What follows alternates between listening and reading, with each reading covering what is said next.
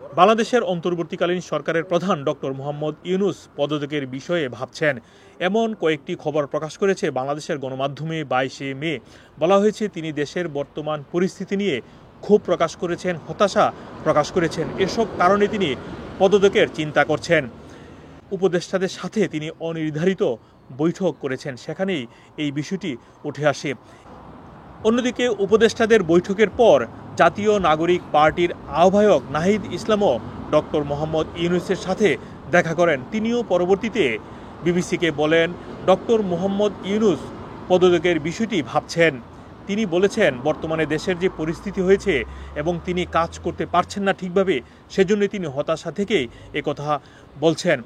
তবে আরও কয়েকটি বিষয় তিনি উল্লেখ করেছেন, বিশেষ করে দেশের যে বর্তমান পরিস্থিতি, মানে রাস্তাঘাট বন্ধ করে বিভিন্ন দল, জনতা এবং ছাত্ররা বিক্ষোভ করছে, সেজন্য তিনি হতাশা প্রকাশ করেছেন এবং সংস্কারের বিষয়ে বিভিন্ন রাজনৈতিক দলগুলো সহযোগিতা করছে না, এই বিষয়গুলোও উঠে এসেছে উপদেষ্টাদের সাথে আলোচনায়।